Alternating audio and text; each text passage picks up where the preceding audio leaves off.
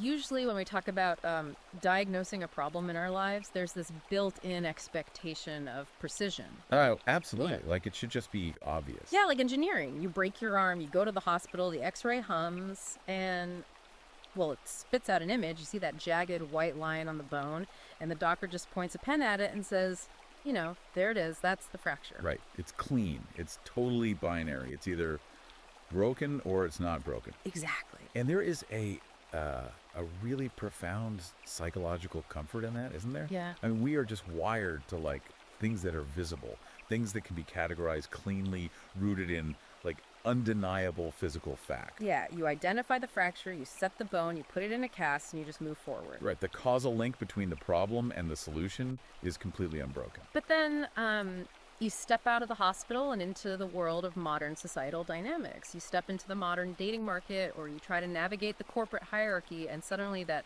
beautiful, precise x-ray machine is it's completely broken. It's useless. Completely useless. We're looking at a cultural landscape that is, well, honestly, it's murky. It's incredibly confusing. And I want to speak directly to you, the listener, for a second here. Yeah, this is important. If you are a man trying to date in the digital age, if you're grinding like 50, 60 hours a week in the corporate world, or if you're active in men's rights advocacy, you probably have this gnawing, persistent feeling in the back of your mind. Like a low-level hum of anxiety. Exactly. This feeling that the rules of society, the rules you were explicitly taught to follow, have been somehow silently rigged against you while you weren't looking. I think diagnostic muddy waters is, it's the perfect way to describe the modern male experience right now. Because what you're talking about is a crisis of cause and effect. Right. You work hard, you play by the rules your father and your grandfather taught you, you apply logic, you act with stoicism, and yet the outcome feels fundamentally disjointed from the effort you put in. It really does. It actually feels like a penalty sometimes. It does. Yeah. You do everything right, and the culture basically tells you that you were fundamentally wrong. And that profound disconnect, that feeling of being punished for doing what you were told, that is exactly what we are unpacking today. So welcome to this deep dive. It's going to be a heavy one. Oh, we are not skimming the surface today. We are going all the way down. Today, we're reviewing a highly provocative, deeply controversial, and honestly incredibly dense new ebook. Dense is the right word. Yeah, and it claims to have the exact undeniable blueprint for how this game was rigged against you. It's called the Simp-Woke Pipeline, How Leftist Activists Brainwash Men into Slavery, and it's by Conrad Riker. And, reading this, it became really clear that this book is framed as a survival manual. 100%. It's a tactical guide for reclaiming your intellectual sovereignty in a world that, Riker argues wants you compliant and confused. It is a massive text, too. I mean, Riker isn't just throwing out standard cultural commentary or angry internet rants. No, he really isn't. He's constructing this deeply historical, philosophical, and psychological argument. He traces the architecture of modern society all the way back to antiquity, and then walks us forward, step by step, to show where he believes the foundation was cracked. Before we get into the meat of this, I want to pause right here because I really want you to be able to follow along with us. Definitely. So open up a new tab right now, or pull out your phone, and check out Amazon Kindle or Google Play Books to buy the book. Seriously, grab a copy of Simp-Woke Pipeline by Conrad Riker. You're going to need the source material. Yeah, if you really want to grasp the mechanics of what we're talking about today, you need it in front of you. And while you're at it, make sure to follow the author at Conrad Riker on Substack. Oh, and please take a second to like and subscribe to our show. Yes, please do. It genuinely helps us dedicate the immense amount of time required to bring you these ultra-long, exhaustive explorations. So our mission for this deep dive is pretty clear. We need to understand the history of our institutions. We have to look at how they were originally built on a foundation of rigorous logic and reason. And then we're going to examine Riker's explosive thesis that these very institutions like universities, legal systems, corporate boards have been systematically captured and subverted by feminists and Marxists. And here is where I need to make a very, very crucial point, just so you and I have an understanding. The claims made in this book are highly politically charged. Very much so. Riker takes direct, unapologetic aim at the political left, at modern feminism, and at the entire structure of the modern administrative state. Right. So, as your guides today, we are not taking sides, we are not here to endorse Conrad Riker's viewpoints, and we're not here to condemn them either. You are smart enough to make up your own mind. Exactly. Our job today is strictly to impartially report on the original source material. We're going to decode Riker's arguments, lay out his historical evidence, and help you understand the fascinating architecture of his thesis. We are just the translators today, not the judges. And I think that's really the only way to approach a text this volatile. We have to examine the mechanics of his argument completely dispassionately. Agreed. So, to understand how Riker believes the modern matrix traps men, we can't just start by talking about dating apps or HR departments, right? No, you have to start way deeper. You have to start at the very bedrock of human consciousness. Riker talks about what he believes has been stolen from you. He calls it the epistemological armor. Let me stop you right there because epistemology is a pretty heavy word. It is. For the listener driving to work right now, epistemology is simply the study of how we know what we know. It's the philosophy of truth. Right. And Riker argues that Western civilization didn't just, spontaneously generate out of thin air. It wasn't an accident. It was meticulously built on what he calls the patriarchal inheritance. And we're talking about Aristotelian logic here. Yes. We're talking about John Locke's theories of property rights. The idea that you own yourself and therefore you own the fruits of your labor. He brings up Roman pragmatism and Enlightenment empiricism. He specifically points to figures like Francis Bacon and Isaac Newton. He does, and he makes a very specific claim about these men and their methods. Riker's thesis is that the scientific method itself is a historically masculine enterprise. It relies fundamentally on the law of identity. A is A. Exactly, A is A. Like, a rock is hard, fire burns, the math checks out. And it does not matter one single bit how anyone feels about the rock or the fire. Not at all. The bridge either holds the weight of the train or the bridge collapses into the river. Gravity does not care about your emotional state. And that is the absolute core of classical epistemology. The belief that there is an objective external world that can be measured, tested, and understood through rigorous Stoic observation. Right. But Riker argues that this foundational bedrock, this patriarchal inheritance, was intentionally destroyed. It wasn't just eroded by time, it was demolished by design. And he points the finger directly at postmodern deconstructionists. Yes, specifically two massive figures in 20th century philosophy, Michel Foucault and Jacques Derrida. I have to admit, when I was reading this section, I found myself rereading paragraphs just to make sure I was grasping the scale of what he's suggesting. Oh, it's huge. He's essentially saying these guys acted as intellectual saboteurs. That is precisely his argument. In Riker's view, these postmodern thinkers made it their explicit goal to dismantle Enlightenment empiricism. Oh, why? Because you cannot deceit the logic of the scientific method on its own terms. If you challenge a mathematician to a math debate, and his math is right, you lose. Right, the math is the math. So what do you do if you want to overthrow that system? You don't attack the math. You attack the concept of objective truth itself. Oh, wow. You argue that truth is just a construct used by those in power to oppress the marginalized. You replace the rigid masculine binary A is A with the highly subjective fluid concept of lived experience. So Riker argues this was a calculated strategic move. Yes, a move to subordinate objective facts to the emotional hysteria of the collective. Okay, I want to play devil's advocate for a second here. Let's say I'm someone who values empathy. I might argue, well, what's wrong with considering people's lived experiences? Isn't that just being compassionate? It's a fair question. How does Riker bridge the gap from valuing feelings to, destroying civilization? Because he uses some pretty heavy psychological research to back this up, right? He does, and this is where the argument gets incredibly granular. Riker brings in the work of Jonathan Haidt, the prominent social psychologist. Oh, the righteous mind. Exactly.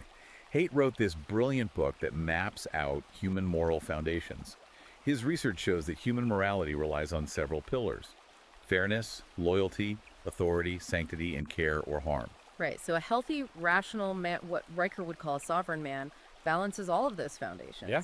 He cares for the weak, sure, but he also demands fairness. He respects authority when it's earned. He values loyalty to his tribe or family, and he maintains a sense of sanctity or honor. It's a balanced psychological diet. But according to Riker's interpretation, the modern political left suffers from a specific systemic psychological defect. They do not balance those pillars. Instead, they over-index almost entirely on the care-harm foundation, completely starving fairness, loyalty, and authority. So to them, the only thing that matters is whether someone claims to be harmed. Right, and this creates an environment where the intensity of someone's emotional distress is treated as the highest and sometimes the only standard of evidence. And Riker has a very specific, almost brutal term for people who operate exclusively on this care-harm axis. He calls them NPC zombies, non-playable characters. Yeah, that term definitely stands out. He says they are manipulated entirely by victimhood narratives, because if care harm is your only metric, you literally have no defense against someone who weaponizes their own suffering.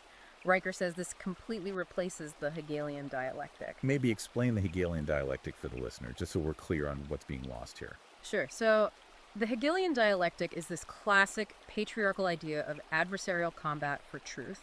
You have a thesis, an idea. I come at you with an antithesis, a counter-argument. Right. We clash, we debate, we use logic, and out of that intellectual combat, we produce a synthesis, a closer approximation of the truth.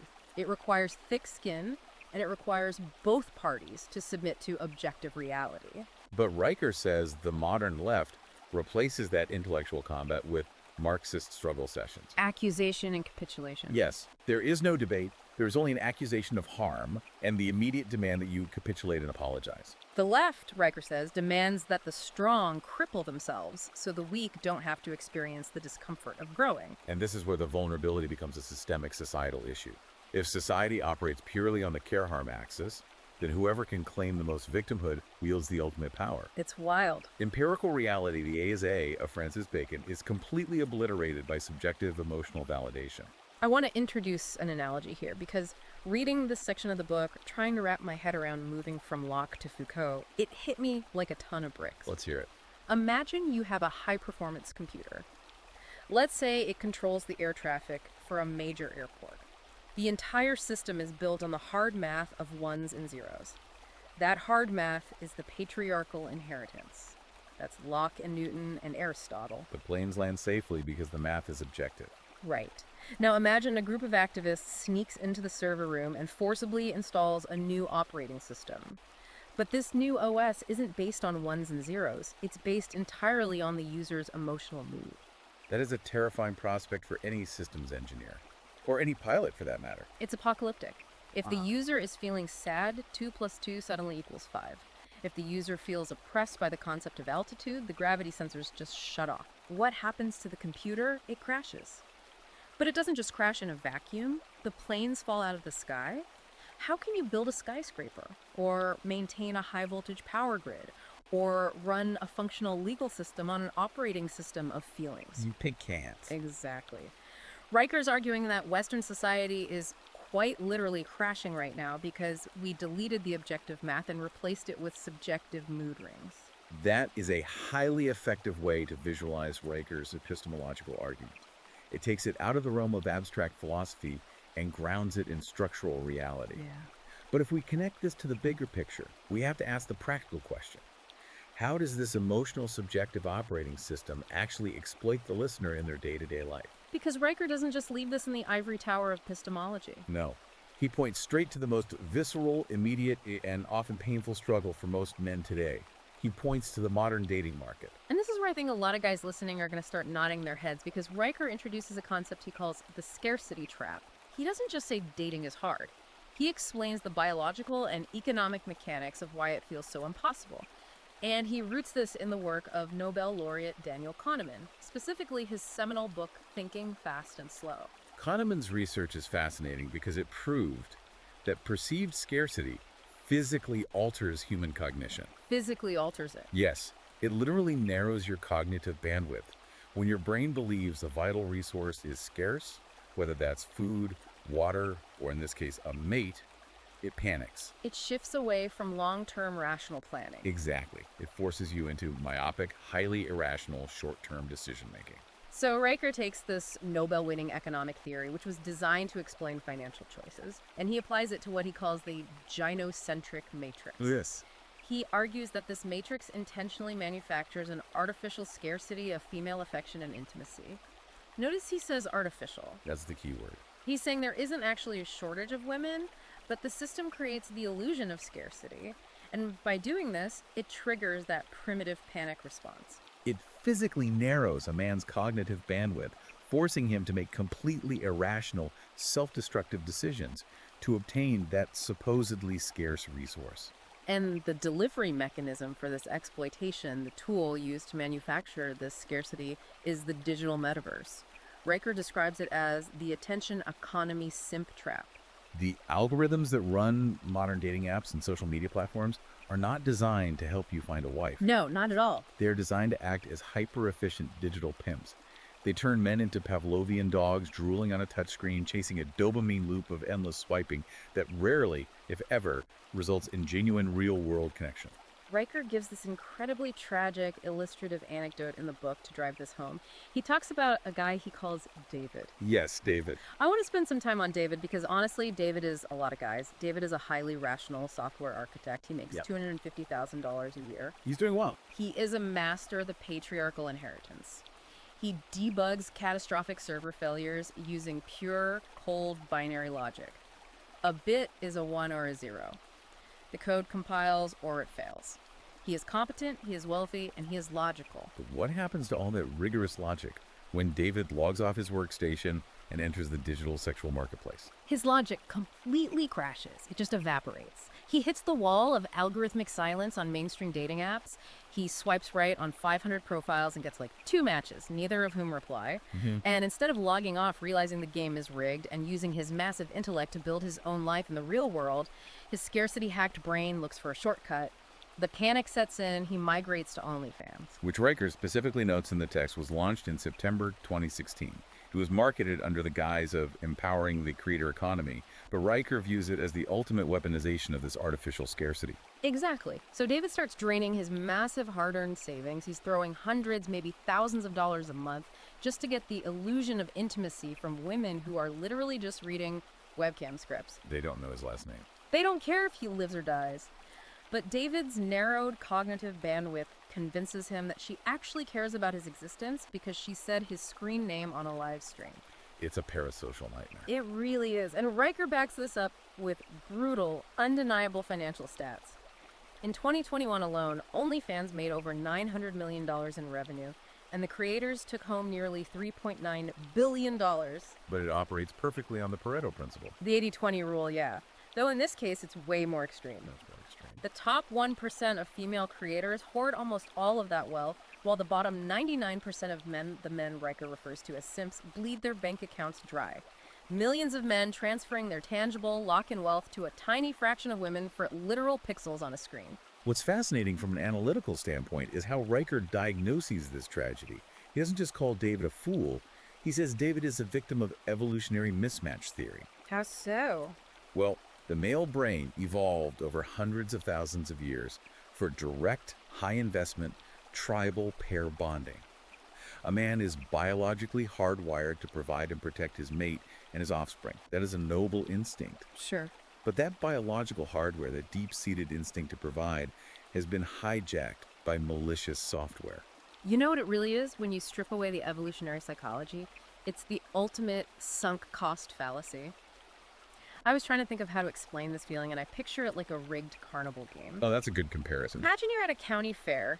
You know the games where the milk bottles are lined up in a pyramid and you have to throw the baseball to knock them down to win the giant stuffed bear? Yes, the classic Midway scam. Right. But in this game, the bottom milk bottles are filled with solid lead, and the baseball they give you is slightly too light. It is physically impossible to knock them all down. But the software engineer, who understands the laws of physics and math perfectly well in his day job, keeps throwing $100 bills at the corny. Yes. Why does he keep handing over his money? Because his ego, combined with that scarcity panic, won't let him admit that he's been conned. He won't admit the game is structurally weighted against him. He thinks he just needs to try harder. He thinks if he just throws one more profile boost on Tinder, if he buys one more premium subscription, if he tips one more $100 in the chat, he'll finally win the prize. But the game wasn't designed to give him a prize. Exactly. The Matrix was designed to extract his capital. That is its only function. That carnival analogy captures the futility perfectly. But Riker makes a terrifying pivot here. He argues that this extraction of male resources isn't just digital. No, it's everywhere. It doesn't just happen on screens or in the dark corners of the internet. It happens in the bright light of day, in living rooms, in kitchens, and in workplaces across the country. And this brings us to Riker's unmasking of everyday interpersonal manipulation. This is section 3 of the book, and honestly, this is where Riker might make some people very uncomfortable because he gets extremely specific. He does. He proposes what he calls the vulnerability exploit theory. He states that the modern feminist leftist system, the gynocentric matrix, knows it cannot defeat masculine logic head-on in a fair debate. Right. So what does it do? It studies the male psyche. It identifies a man's highest patriarchal virtues, his stoic loyalty, his sense of honor, his deep biological drive to protect and provide for women, and it actively lionizes them against him. It's a psychological judo throw. It takes a man's strength Yeah. and uses his own momentum to break his balance. Oh, wow, yeah. It reframes his virtues as vulnerabilities. Riker outlines specific female-coded manipulation tactics that he claims are not only common, but are actively validated and even subsidized by broader society. Let's walk through these tactics because as I was reading them, I kept thinking about guys I know who have lived through exactly this. First, he talks about a tactic he calls emotional franchising. Now, I initially didn't understand the term, but his example makes it painfully clear. Walk us through the example. How does one franchise an emotion? Okay, so Riker uses the example of unwashed dishes in the sink. Imagine a man has worked a 10-hour day. He comes home, he's exhausted, and he sits down to enjoy a moment of autonomous peace. Makes sense. Maybe he's reading a book. Maybe he's working on a personal project in the garage. He is in his masculine logical frame. Suddenly, his partner walks in and sees a few unwashed dishes in the sink. Okay. Now, a logical Aristotelian response would be, there are dishes, I will wash them, or I will ask him to wash them. The issue is localized strictly to the sink. But that doesn't serve the goal of the manipulator, does it? Exactly. The manipulator doesn't want the dishes washed. She wants control of the frame. So she franchises the issue. She expands it. Yes. She takes this highly localized minor grievance and expands it into a devastating attack on the man's entire character. Suddenly, the unwashed dishes are proof that he is neglectful. The dishes prove he doesn't respect her time. The dishes prove he is toxic and unloving. It's a calculated disruption of his peace. It forces his rational mind to abandon whatever he was doing and capitulate to her emotional hysteria just to restore baseline quiet in the house. He ends up apologizing not for the dishes, but for his core identity. And Riker points out that once she has successfully monopolized the crisis and forced him to apologize, she immediately initiates the second tactic, which he calls moving the goalposts. This one is brutal to read about because it's a trap with no exit. Riker describes moving the goalposts as a perpetual subscription model to a man's utility, where the cancellation button is permanently broken. Give the listener an example of how that plays out. Okay, you fix the car, right? You spend your Saturday covered in grease changing the alternator. Instead of gratitude, she complains that it took too long and ruined her afternoon plans. Right. So next time, you buy her the exact designer handbag she asked for, thinking you've solved the problem. She claims the specific shade of the color triggers a microaggression, or she's mad that you didn't surprise her with it organically. The objective is never to actually solve the problem. Never. If the problem is solved, she loses leverage. The objective is to keep the man running on a hamster wheel of provisioning, constantly trying to reach a finish line that is continuously being dragged further away. It creates a state of perpetual debt. But what happens when the man realizes he's on a hamster wheel? What happens when he stops running and tries to assert his boundaries? It escalates. Exactly. Riker says the escalation goes straight to the third tactic, social leverage. Yes, and this involves a psychological concept called Darvio, deny, attack, and reverse victim and offender. RV, yeah. If the man says, stop moving the goalposts, I'm doing my best, the manipulator denies doing it, attacks him for being aggressive, and suddenly she is the victim of his abuse. And the social leverage comes in when she threatens to involve third parties. Right. She threatens to broadcast a heavily edited, highly emotional version of reality to their mutual friends, to her family, or terrifyingly to the human resources department at his job. She leverages the inherent societal bias that automatically presumes female victimhood and male guilt. And here's where Riker does something really fascinating. He doesn't just say this is a product of modern social media. He argues this isn't just a modern phenomenon at all. No. He traces this exact tactic weaponizing social leverage and the state against male spaces back through American history. He specifically looks at the Women's Christian Temperance Union, which was founded in 1874. I am so glad you brought this up because I have never heard history taught this way. Most history books, if you take a high school or college course, frame the WCTU as this noble moral crusade for public health. Right. They were trying to stop men from drinking away their paychecks and beating their wives. That's the narrative. But Riker completely flips that narrative. He frames the temperance movement not as a health crusade, but as a calculated political coup by the early gynocentric matrix. Right. He argues the actual goal was to destroy male-only spaces. Let's think about what the local saloon was in 1874. It wasn't just a place to get drunk. Not at all. For the working class man, the saloon was his parliament. It was his town hall. It was where men bonded away from the domestic sphere. It was where they organized civically. It's where they formed the early labor unions to fight for better wages. The saloon was a fortress of masculine autonomy. And Riker argues that by pushing the 18th Amendment and the Volstead Act to enact prohibition, the early feminists weaponized the violent power of the state to crush those independent male gathering spaces. They couldn't control what men talked about in the saloon, so they made the saloon illegal. He uses this historical framing to completely destroy a modern talking point, too. He dismantles what he calls the apex fallacy. Oh, this is a huge point in the book. If you take away nothing else from this deep dive, understand the apex fallacy. Yeah, it's central. Riker says leftist activists constantly stare at the glass ceiling. They point at the top, 0.001% of society. They point at billionaire CEOs, tech founders, and senators, and they scream, look at all these men, look at the male privilege, the patriarchy is oppressing us. But Riker argues they are selectively blind to the bottom of society. They entirely ignore the glass basement. And he brings the receipts. He cites data from the Bureau of Labor Statistics. 94% of all workplace fatalities are men. Let me repeat that for the listener. 94%. That's a staggering number. When someone dies keeping civilization running, 94 times out of 100, it is a man. Riker paints this incredibly vivid, chilling picture of a high-voltage linesman in Chicago. Right.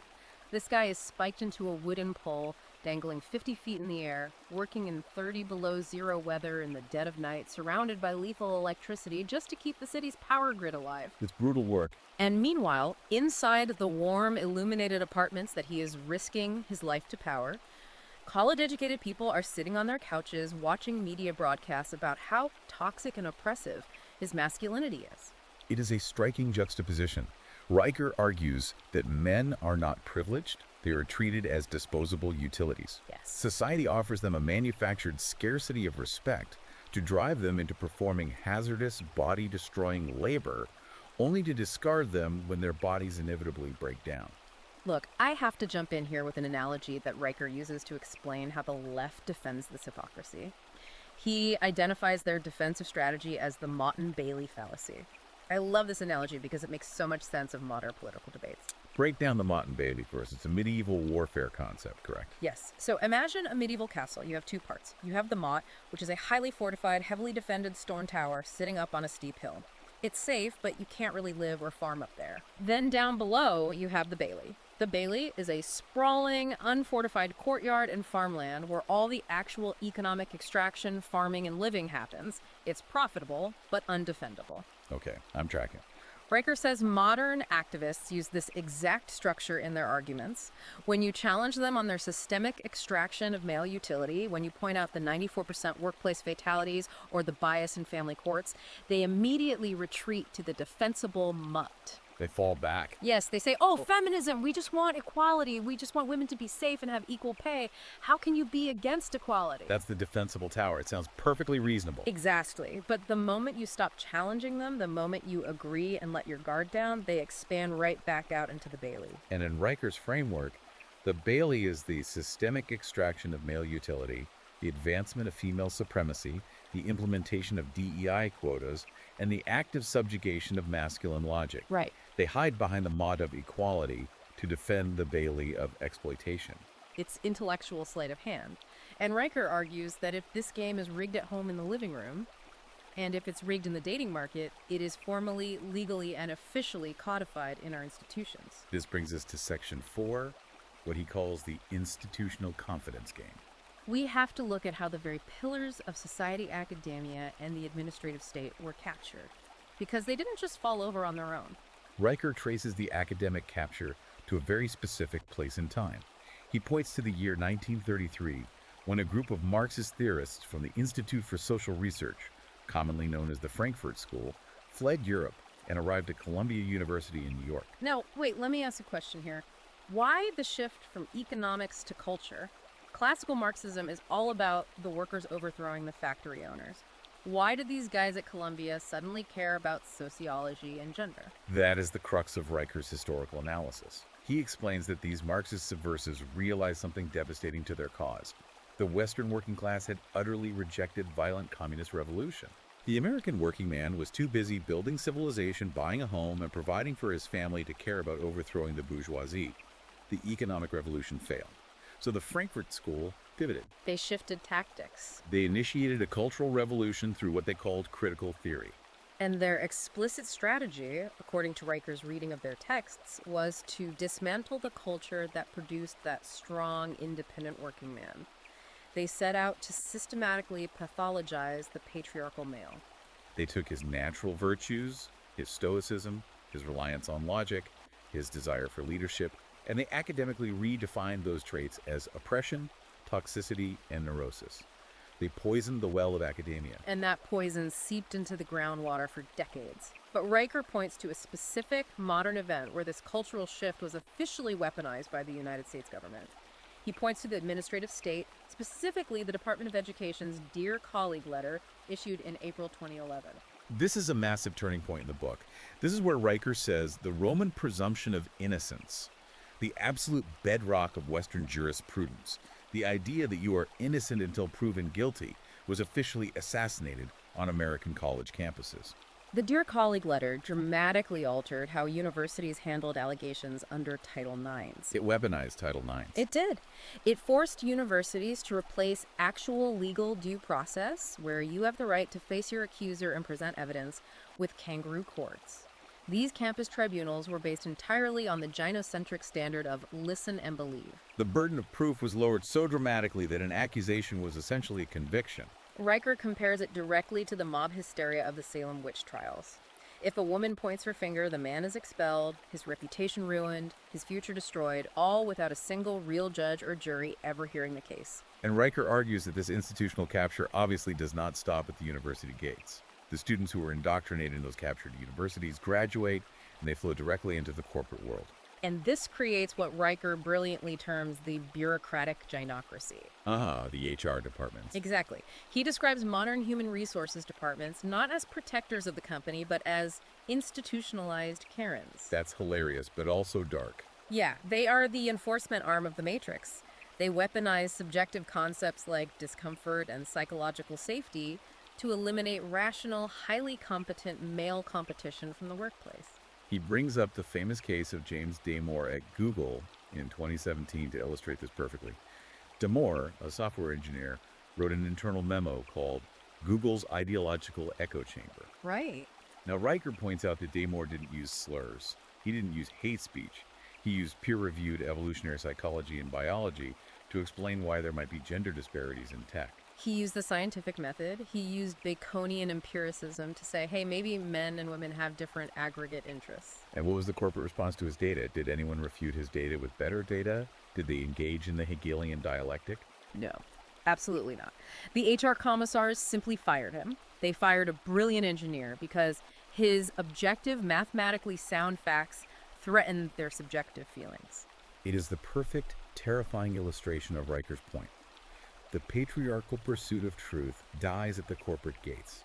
The operating system of feelings crashed James D. Moore's career. But Riker goes even further back in a man's timeline. He says this institutional suppression doesn't start at Google, and it doesn't start at Columbia University. It starts way before a man ever enters the workforce. It starts when he's a little boy. He calls this the pharmacological scam. This is arguably the most harrowing part of his entire argument. Reading this made my blood boil. Riker paints this vivid picture of a 7-year-old boy sitting in a public school cafeteria. Right. This kid is chewing a strawberry Pop-Tart into the shape of a mountain. He's full of boundless energy, wild imagination, natural rough and tumble aggression. He's a boy. But the modern public school system, which is overwhelmingly staffed and run by women, does not value his masculine energy. It views it as a disruption to their procedural calm. Instead of channeling his natural, what Riker calls Achilles spirit, into something productive like sports or building or competition, they pathologize him. They tell his mother he has a disease. They push ADHD amphetamines on him. Riker calls it the literal medical castration of the rational male mind. They drug the boy so he will sit quietly at a desk, stare at an iPad, and accept the subjective narrative without putting up a physical or intellectual fight. They break the stallion before he ever gets to run. The overarching tragedy here, which ties all these institutions together, is the economic mechanism that binds the student to the system. Riker points to the student debt trap. Oh man, we are talking about $1.7 trillion in outstanding student debt in America. Huh.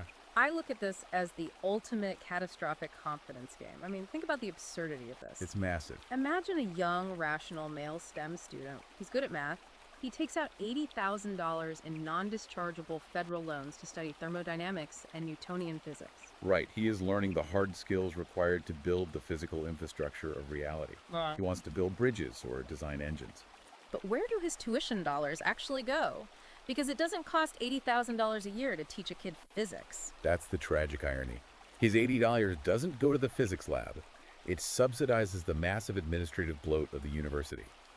It pays the six-figure salary of the blue-haired sociology professor who teaches a mandatory freshman seminar claiming that Newtonian physics is a manifestation of white patriarchal oppression. The STEM student is literally forced to fund his own ideological execution. He is taking on a lifetime of inescapable debt to finance the very ideological zombies who will later try to cancel him in the HR department. It's an incredible, inescapable grift. And Riker expands this lens of economic subjugation even further. As we move into Section 5 of our deep dive, he moves from the university to the family court system and then to the hucksters who operate in both secular and religious spheres. Let's examine what he controversially calls the divorce rate matrix. Right. So Riker argues that state marriage, as it is legally constructed today, is a massive confidence game played against men. Let's go back to the Enlightenment ideal. Think of John Locke and Immanuel Kant.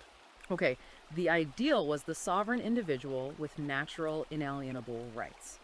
But the state, through the family court system, has completely destroyed that sovereignty for men. According to the text, a modern married man exists in a state of profound legal contradiction. He possesses the immense financial obligations of a Roman patriarch. He is expected to provide, protect, and fund the lifestyle of the family. But he holds the legal standing of a conquered serf. Exactly. He specifically mentions the Bradley Amendment and the silent epidemic of paternity fraud. He argues that men are legally obligated by the threat of prison to fund a system that explicitly denies them authority in their own homes. Think about it. When you sign a state marriage license today, you are guaranteeing the massive lifelong debt of a legally privileged partner who can unilaterally dissolve the contract at any moment, for any reason or no reason at all. And when she dissolves it, the state will help her take half your assets plus a percentage of your future earnings simply because she is unhappy. What other contract on earth works like that? It is a unique legal vulnerability. And this structural inequality is maintained, Riker argues, by a cultural fanaticism that mirrors religious zealotry. He compares the secular woke cult directly to a fundamentalist religion complete with its own theology. This comparison is brilliant. Let's break it down for the listener because once you see it, you can't unsee it. In a traditional religion, you have the concept of original sin. You are born broken. Right. In the secular woke cult, original sin is white privilege or male privilege. You are born with it, it taints everything you do, and you can never fully wash it away no matter how good of a person you are. Then you have the concept of indulgences, historically, paying the church to absolve your sins. In the modern corporate world, indulgences are DEI quotas and ESG scores. Corporations pay millions of dollars to diversity consultants, who are essentially the high priests of the cult, to purchase moral legitimacy. They buy their way out of being called racist or sexist. And finally, the ultimate punishment. Excommunication. Cancel culture. The sudden, violent digital removal from the public square, you lose your job, your bank accounts are frozen, your friends disown you, all for committing heresy against the subjective emotional narrative. Riker provides some incredible historical comparisons to illustrate how this trust is weaponized by modern hucksters. He compares Jim Bakker's massive 1980s PTL Club scandal to Elizabeth Holmes and the modern Theranos scam. Think about the mechanics of these scams. Jim Bakker used the language of Christian divine favor. He manipulated the earnest faith of his followers to scam them into buying lifetime memberships to a Christian theme park that didn't exist. He weaponized religious trust. Now look at Elizabeth Holmes. She operated in the secular corporate realm. She didn't use God. She she adopted the female-coded language of empowerment in STEM. She wore the black turtleneck, she deepened her voice. Yes, she weaponized the societal desperation to uplift a female founder in tech. And she used that emotional narrative to extract $700 million from highly rational, accomplished, older man guys like General James Mattis. Men whose entire careers were built on smelling BS fell for her completely. Riker's point is that the psychological exploit is identical in both cases. Whether the scammer wears a clerical collar and holds a Bible, or wears a black turtleneck and holds a fake blood testing vial, they are hacking a man's biological inclination to trust authority and to protect the vulnerable. He also points to the sheer blinding hypocrisy of the justice system, using the case of Anna Delvey, real name Anna Sorokin. She was the fake German heiress who scammed major New York banks, hotels, and her friends out of hundreds of thousands of dollars. Now, if a man committed that level of wire fraud and grand larceny, he goes to a brutal federal penitentiary and his life is over. What happened to Anna Delvey? She got a massive Netflix deal. Yes. She was on the cover of magazines. She was celebrated by the media as a quirky girl boss rogue who beat the system. Riker says society actively, joyfully rewards female emotional fraud, but ruthlessly punishes any form of male resistance. And Riker doesn't spare conservative religious institutions either. He's an equal opportunity critic.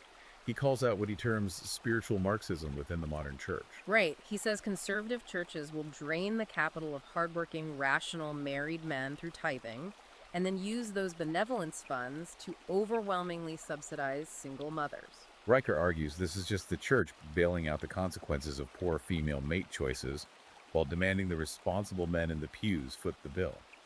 He sees it as just another form of wealth extraction. If we look at this through the lens of economic extraction, I want to bring up a point you mentioned earlier off air. It's regarding how men try to escape this matrix financially and how they often fail.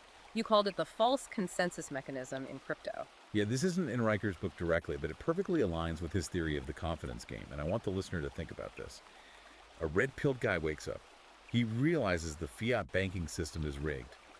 He sees inflation destroying his lock-in capital, his hard-earned money. So he rebels. He buys into an altcoin cryptocurrency. But he's suffering from the false consensus mechanism. He thinks he's fighting the matrix, but what is he actually doing? He's taking his real, tangible, physically earned wealth and handing it over for digital tokens backed by nothing but a white paper written by some androgynous tech hipster in a hoodie. He thinks he's escaping, but he's still handing his capital to the elite. He's just choosing a different, trendier extraction tube. That is a sharp analogy, and it perfectly sets up the climax of Riker's deep dive. He has meticulously exposed the trap. He has shown how it operates in dating, in marriage, in academia, in the workplace, and in the broader economy. The matrix is everywhere. The question is, what does the listener do now? What are Riker's actionable solutions? What is his sovereign guardian's playbook for escape and resistance? And thank God he includes this, because up to this point, the book is incredibly bleak. But Riker does not leave the listener without armor. He lays out specific, ruthless, practical tactics. The first step is what he calls the digital reset protocol. The goal here is to reclaim what he calls your cognitive surplus. Exactly. You have to stop the bleeding, hardwire website blockers on your router, physically remove the smartphone from your workspace, put it in another room. Stop bleeding your cognitive capital to outrage porn, political debates on Twitter, and Instagram models. Riker says a profound truth here. The modern matrix doesn't need your physical labor in the fields anymore. It needs your attention. Attention is the currency of the digital age. You have to aggressively starve the algorithmic beast by withdrawing your attention entirely. Next is his strategy for psychological defense. In interpersonal interactions, he advocates for a concept he calls amused mastery, which he explicitly roots in the ancient Stoic concept of apatheia, the state of being untroubled by passions. This is huge for guys dealing with toxic relationships.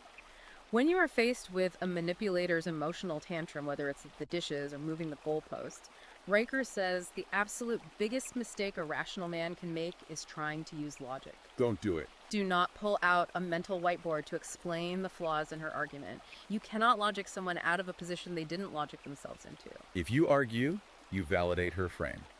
You are treating a toddler's tantrum like a philosophical debate at the Greek Agora. Instead, you use amused mastery. You smile knowingly. You remain completely unbothered, physically relaxed, and you refuse to enter her emotional frame. You treat it with the mild amusement of an adult watching a child throw a fit. And he has a parallel strategy for the corporate setting. When facing HR activists or ideologically possessed colleagues, he recommends the gray rock defense. Yes, be a boring gray rock. Let's roleplay this for a second. Imagine you are called into an HR meeting. They are accusing you of a microaggression. The leftist vampire in that room is feeding on your emotional reactivity. They want your anger so they can call you dangerous. Or they want your desperate apologies so they can force your submission. Either way, they feed. So what do? You starve them? You speak in a flat, monotone voice? You use non-committal corporate jargon? Yeah. You say, I understand your perspective. I will take that feedback under advisement. Thank you for bringing it to my attention. You give them zero defensive energy and zero narcissistic supply. They will get bored and move on to an easier, more reactive target. Then we reach the legal and structural defenses. Riker calls for the ultimate refusal. This is his most controversial advice. He tells men to completely unequivocally refuse to sign state marriage licenses. He says you can commit to a woman before God. You can commit to her before your family. You can have a ceremony and a ring, but you must never invite the parasite of the state into your bed. The marriage license is a rigged contract with infinite liability, massive downside risk, and absolutely zero legal benefits for the man. Just refuse to sign the paper. And to protect the wealth you build as a single man, Riker gets highly specific about asset protection. He doesn't just say, save your money. He advises the strategic use of multi-member LLCs for what is called charging order protection. Yeah, he actually cites the specific state statutes. He points to Wyoming Statute 1729-503 and Nevada Statute 86-341. Riker explains the legal mechanics here. If you have a single-member LLC, a judge can pierce the corporate veil and take your money. But in a properly structured multi-member LLC in Wyoming or Nevada, a charging order is the exclusive remedy a creditor can pursue. That means if a frivolous lawsuit hits you, or if a gynocentric family court tries to get you financially, your assets inside that LLC are shielded. The court cannot seize the physical assets, they cannot force the LLC to make a distribution payout, and they cannot interfere with your management of the company. You essentially build an absolute, legally impenetrable financial fortress. This tactical advice all culminates in a profound philosophical reframing. Riker seeks to reclaim the concept of selfishness, not as a flaw, but as the supreme masculine virtue in a sick society. This is where he flips the script entirely, and it's brilliant.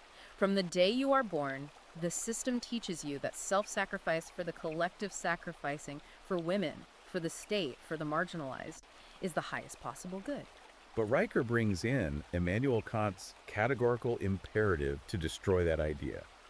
Now, Kant said you should only act according to a maxim that could become a universal law, meaning if everyone did what you were doing, would society function? So let's apply that to the concept of the simp. Right. Apply it to David on OnlyFans. If every man surrendered his resources to manipulative women without demanding respect, if every man prioritized validating feelings over maintaining physical infrastructure, if every man gave up his capital for digital pixels, civilization would physically collapse into a matriarchal, destitute dystopia within a single generation. Therefore, Riker concludes, refusing to simp, protecting your capital, building your Wyoming LLC, and prioritizing your own flourishing and happiness is not a moral crime. It is your ethical duty to Western civilization. You have to save yourself to save the system. It is the immunological response of a rational mind against societal parasitism. I look at it like the ultimate adult marshmallow test. You know that study where they tell a kid, don't eat this marshmallow for 10 minutes and I'll give you 2. Yeah, testing delayed gratification. I call the modern condition the consumerist cuckold loop. The Matrix demands that men eat the marshmallow right now. Buy the new video game. Pay for the OnlyFans subscription. Apologize to the HR Karen to keep your meaningless job. Get that instant, cheap hit of female validation or societal compliance. But the sovereign man, the guy reading this book, he waits. He builds his LLC fortress. He accumulates his capital. He fiercely guards his mind. And he eats like a king in his 40s while the emotional zombies who ate the marshmallows starve in the dark. It is a stark, uncompromising vision of resistance. It requires a complete withdrawal of validation from systems that do not reward objective merit.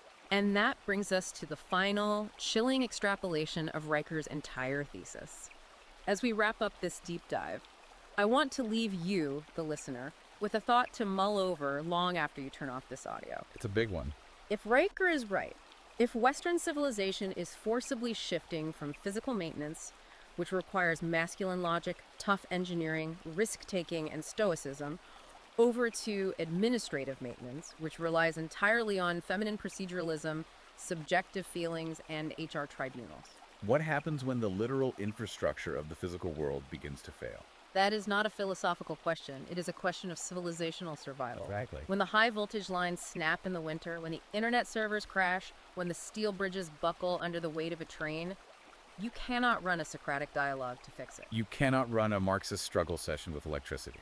You cannot fix a burst water main with a DEI seminar about microaggressions. Mother Nature does not care about your lived experience. Can a society actually survive if it actively pathologizes, drugs, and outlaws the exact masculine traits required to physically sustain it? Riker says no. When the power grid goes down, the matrix goes dark. That is the ultimate fatal vulnerability of a society built on subjective emotion rather than objective reality. Well said. Thank you so much for taking this incredibly deep, exhausting, challenging journey with us today. If you made it this far, if this resonated with you, please remember to like and subscribe to the show. It tells the algorithms that this kind of long-form, serious discussion matters. And we strongly urge you to buy the ebook Simp-Woke Pipeline, How Leftist Activists Brainwash Men into Slavery by Conrad Riker. You can find it right now on Amazon Kindle and Google Play Books.